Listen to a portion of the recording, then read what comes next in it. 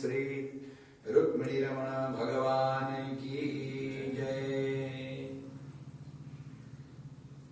कल श्रीमद् भागवत महापुराण के अमृतमय कथा में भगवान श्री कृष्ण और गोप बालिका एकत्र होकर के रास रचाए और आगे जाकर के कंस आदि के यहाँ जाकर के ठाकुर जी ने जिन जिन भक्तों को कल्याण करना था, उद्धार करना था, उन सब का कल्याण किया।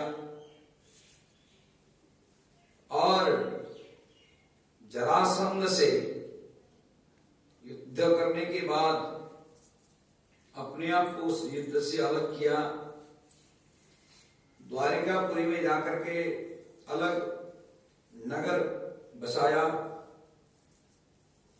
और रुक्मिणी जी के निमंत्रणा को स्वीकार करके जो चिट्ठी रुक्मिणी जी ने लिखा था, उस चिट्ठी को स्वीकार करके जाकर के विवाह कर दिया। रुक्मिणी जी को लेकर के आए। भागवत में तो ये लिखा है कि ठाकुर जी ने रुक्मिणी जी को उठा करके वहां से ले गए थे और ले जाने के बाद में द्वारिकापुरी में जाकर के द्वारिका में जाकर के विधिवत ठाकुर जी ने पाणी ग्रहण संस्कार किया है। द्वारिका में जाकर अब उधर से शिशुपाल आया हुआ था विवाह के लिए, पूरे बारात को सजा करके ले आया था। हजारों शिशुपाल के साथ में जो आए थे बराती बन के जो आए थे, उनमें से ये राजा जिससे भगवान श्री कृष्ण से पहले युद्ध हो चुकी थी, भगवान श्री कृष्ण पहले युद्ध कर चुके थे, जैसे जरासंध आदि, ये सब शिशुपाल के विवाह में सम्मिलित होने के लिए सब आए थे। जब उनको ये मालूम हुआ कि भगवान श्री कृष्ण रथ में सवार होकर के आए, रुक्मिणी जी को गौरी पूजन करते करते उठा करके ले गए। जब सबने देखा, सबके सामने, आंखों के सामने ही भगवान ने उठा करके ले गए, तो कई राजा वहां अलग इधर उधर गए हुए थे, उन लोगों ने वो दृश्य नहीं देखा। बाद में उनको पता चला कि हम जिस शिशुपाल के विवाह के लिए बड़े सज धज करके आए हैं, जिस कन्या को विवाह करके ले जाना था, उस कन्या को तो और कोई द्वारकाधीश जो है उठा करके ले गए, भगवान श्री कृष्ण उठा करके ले गए। तो यहां सुखदेव स्वामी कथा सुनाते हैं कि हे राजन, भगवान भीष्मक सुता मेवं निर्जित्य भूमिपान, भगवान श्री कृष्ण ने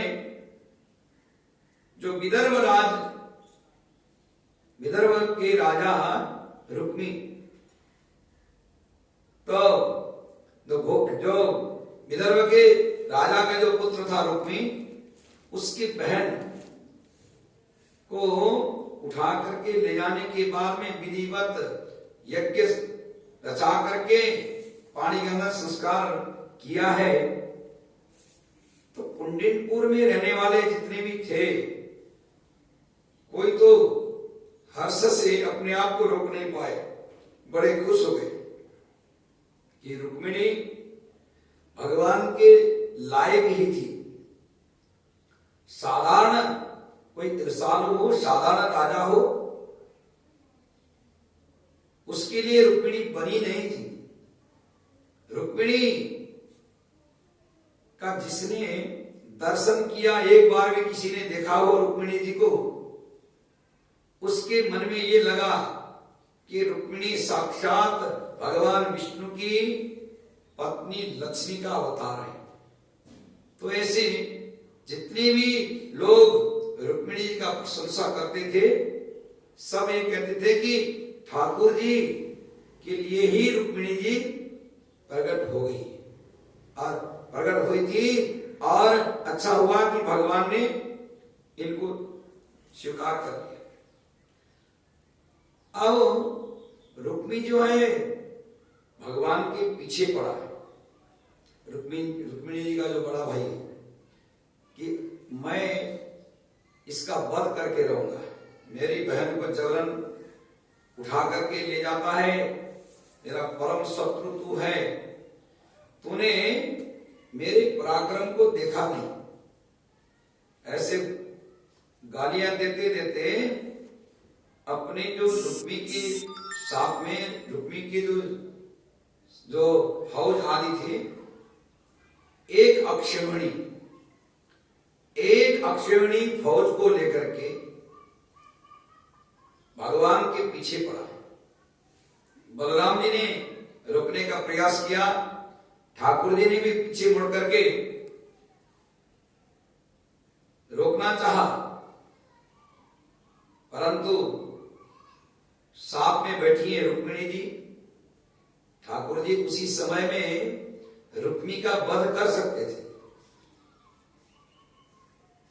विवाह करके जिस कन्या को लेके जा रहे हैं, अभी पाणिग्रहण संस्कार भी नहीं हुआ है, विवाह करने के लिए ले जा रहे हैं।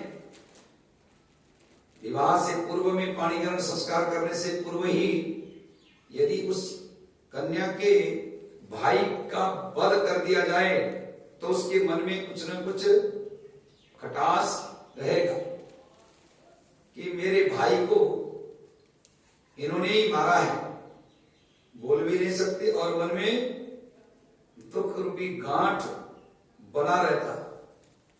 भगवान ने वहां कुछ नहीं किया,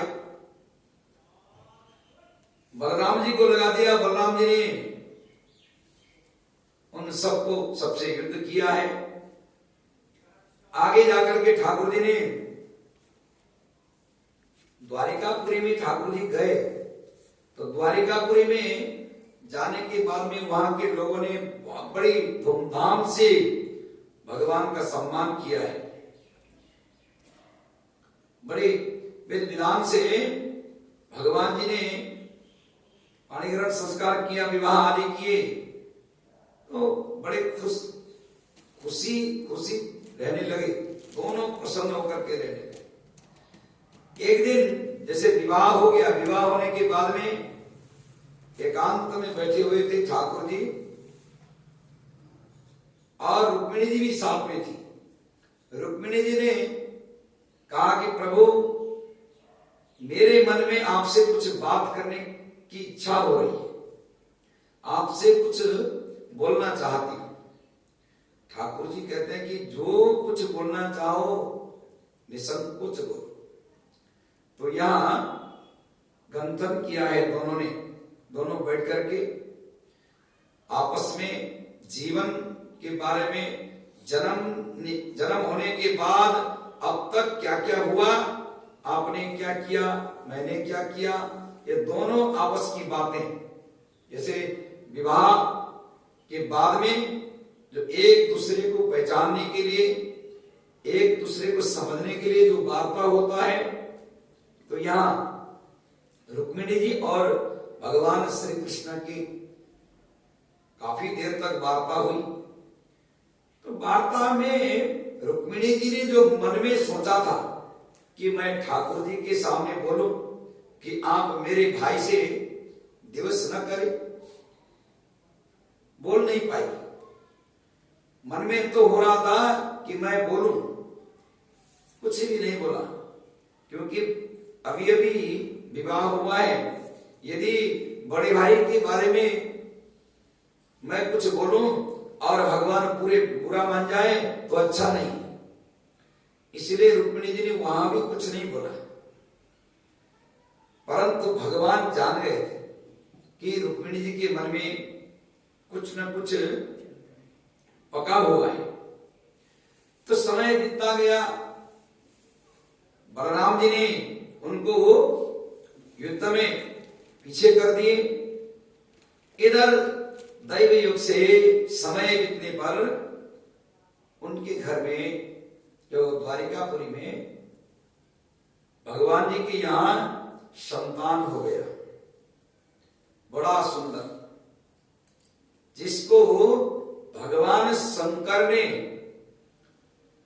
कामदेव के रूप में जिनको भस्म कर दिया था। भगवान शंकर को मोहित करने का प्रयास किया था कामदेव ने। तो उस समय में भगवान शंकर ने उस कामदेव को जो पूर्व में भस्म किया था, और जैसे कामदेव भस्म हो गया, कामदेव के भस्म होते ही कामदेव की जो पत्नी थी, जिनका नाम था रति, रति जो है वासना को आगे बढ़ाती है। उस रति ने अपने पति के चलते, जहां भगवान भोले बाबा ने कामदेव को भस्म कर रखा था, उसी राख के पास में जाकर के अपना शरीर त्याग दिया, सती गई थी। रति देवी जो है सती गई। तो एक बार शरीर को त्यागने के बाद में भगवान भोले बाबा अपने काम वासना को त्याग सकते हैं। वासना, विषय वासना को भोले बाबा जीत सकते हैं, परंतु संसारवासी अन्य चराचर जगत में तो अनेकों ऐसे जीव हैं जो वासना से तृप्त नहीं होते।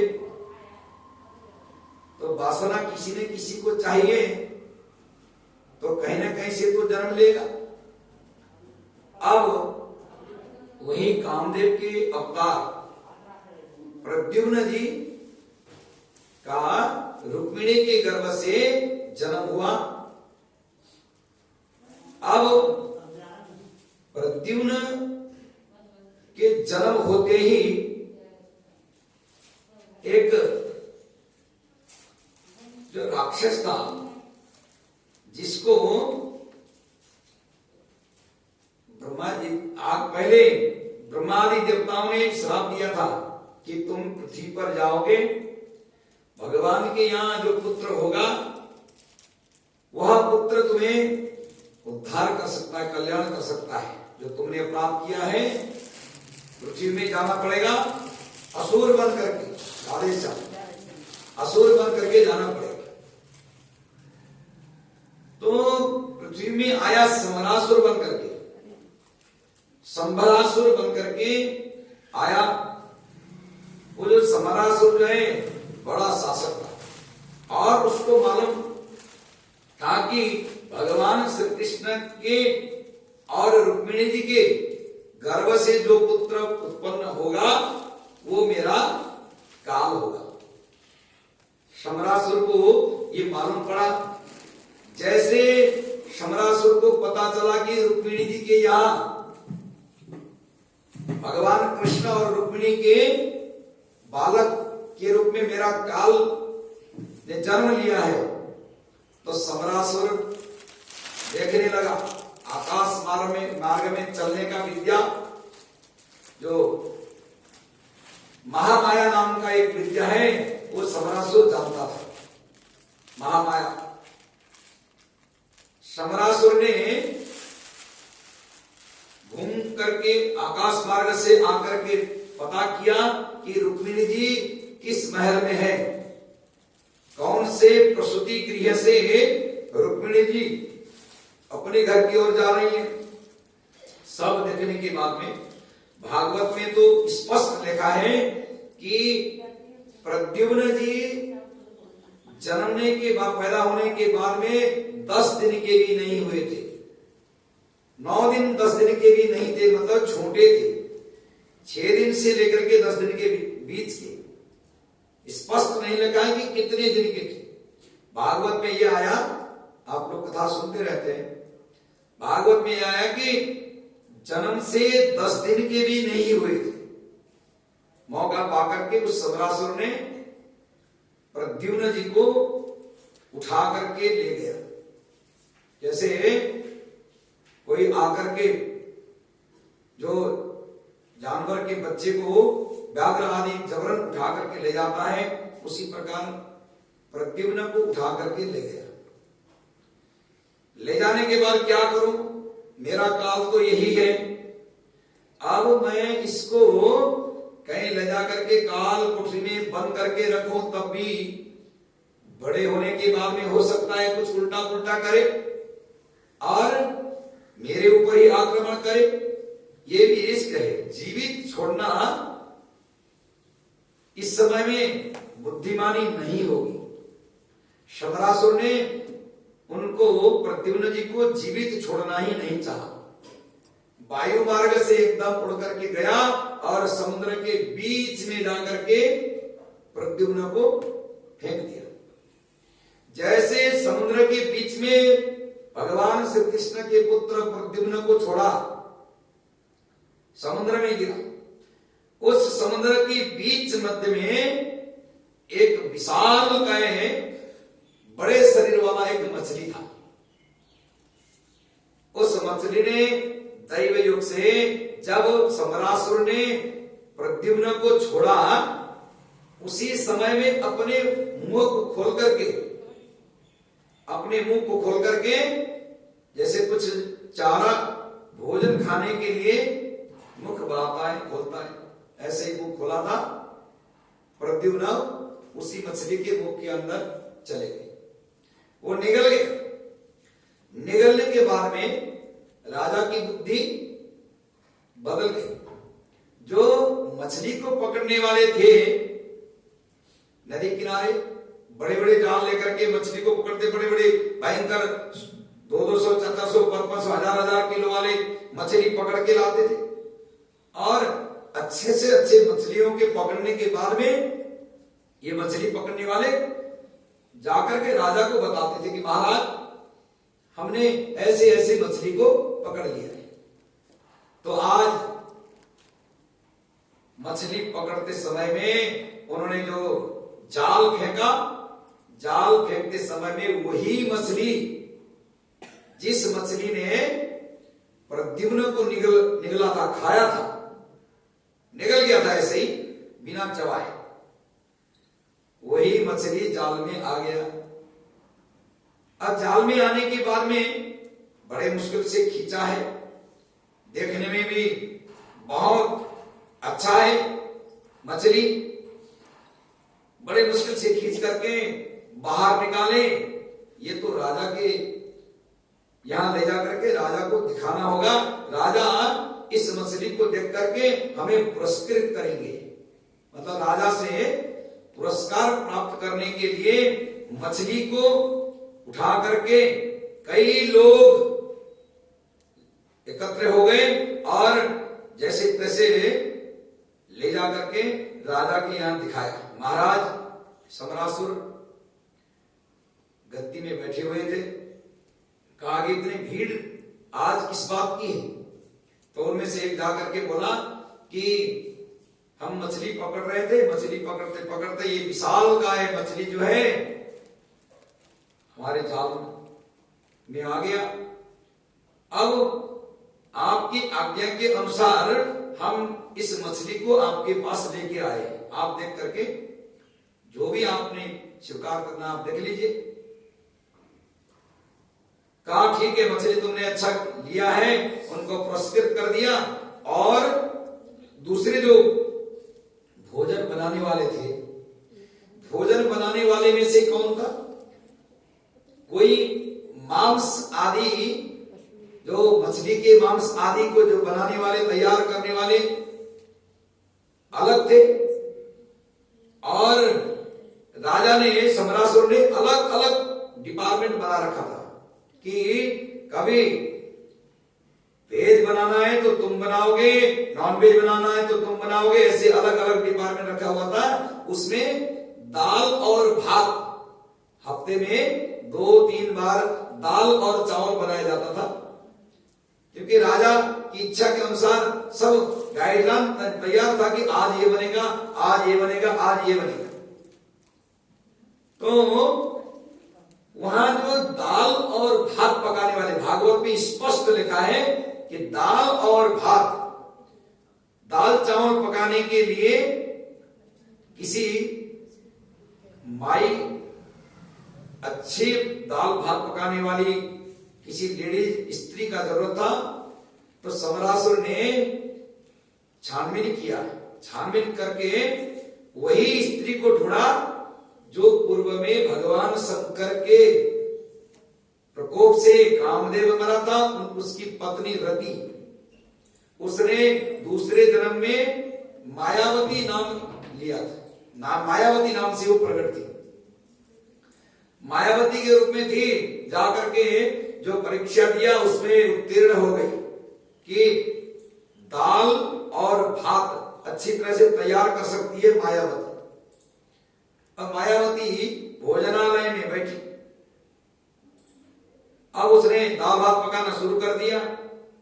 उस सब पूर्व जन्म की कथा जानती थी और मायावती के अंदर में ऐसी शक्ति थी कि वो दैत्य लोग क्या करते हैं और समरासुर के अंदर में जो दैत्य का जो शक्ति था, मायावी शक्ति, उसके जो जाल है उसको काटने वाला भी उपाय जानती थी मायावती। भगवान ने कितने खेल खेला है, कि कहां से कहां ले जाकर के रखा है। अब जो मछली आदि को तैयार करने वाले अलग डिपार्टमेंट था, राजा की आज्ञा से आज मायावती को ये बोलो कि दाल भात की तैयारी न करे, मतलब दाल भात न पकाए, आज हम इस मछली के जो व्यवस्था करके इसको पान करेंगे। अब मछली काटने वाले को बुलाया, बड़े से बड़े कुल्हाड़ी लेकर के मछली को अलग अलग करने के लिए, टुकड़े करने के लिए वहां आ गए। जब कुल्हाड़ी से उस मछली के शरीर को काटा गया, काटते समय में तो पेट में एकदम जीवित बालक है, क्योंकि मछली बहुत बड़ी थी। बड़े मछली होने के कारण जो छोटा बालक को कोई फर्क नहीं पड़ा। आपने एक दाना चावल वैसे निकल भी दिया तो पेट में जाकर के उसी समय में टूट फूट थोड़ी जाएगा, समय लगेगा। तो जैसे उसके पेट को चीरा गया, अंदर तो सुंदर बालक है। अब काटने वाले हर बात को लेकर के राजा के पास जाए, बता दे। उन्होंने ऐसा नहीं सोचा, उन्होंने ये सोचा कि ये जो मायावती जो है सुंदर भी है, क्योंकि वो कामदेव की पत्नी